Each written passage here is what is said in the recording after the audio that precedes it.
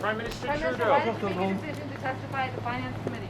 The Prime Minister wasn't talking, but one likely reason was Bill Morneau's unexpected admission that the We organization paid for 2 Morneau family trips in 2017, one to Kenya, another with his wife and children to Ecuador. Morneau said he'd paid $52,000 to cover flights and other costs of those trips, but he couldn't find receipts for expenses related to We activities. This was to my surprise. Yesterday, I asked my assistant to reach out to the We organization regarding these trips and for them to provide me with the amount of total expenses incurred. Today, I wrote a check in payment of $41,366.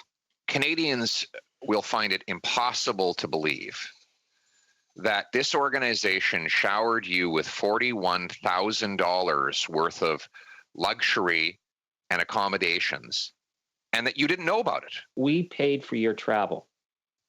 That has the apparent perception of attempting to buy political influence. It's completely unacceptable for a finance minister, for any minister, to accept illegal trips, which is what Mr. Morneau seems to have done, and only paid the money back on the day that he was scheduled to testify.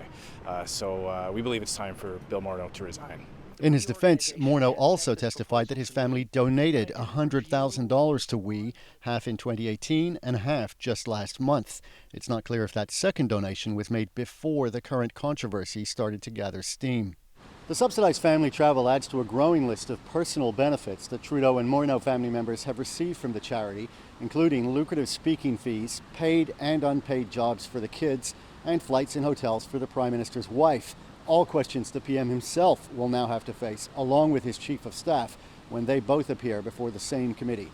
Evan Dyer, CBC News, Gatineau, Quebec. Vassy Kapelos has been digging into this as host of Power and Politics. So, Vassy, how significant or damaging were today's revelations? Look, Andrew, it wasn't pretty for them. I'm thinking even specifically of what the finance minister said during his testimony. He did the accounting yesterday. He cut the check today. That really leaves just the morning to figure out how to handle it. And certainly from sources I've been speaking to, he and his colleagues spent the day figuring out exactly how they would handle it. But you could see it on his face during that testimony. You know, he was apologetic, but he seemed resigned to the idea that the criticism would come fast and furious, and that it did. Okay, and so let's talk about the Prime Minister and his Chief of Staff appearing before the committee. How might that swing the pendulum either way?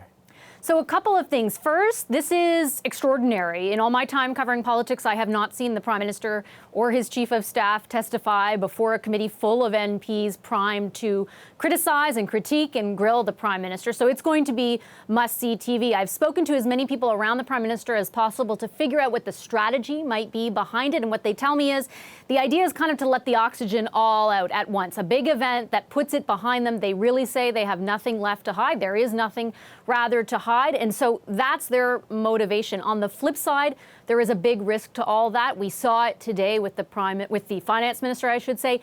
It can certainly backfire. They're gambling that it won't, but we're going to have to see if that's the case. It will keep this story going for a little while longer, that's for sure. Okay, lots more to come. Thanks, Vassy.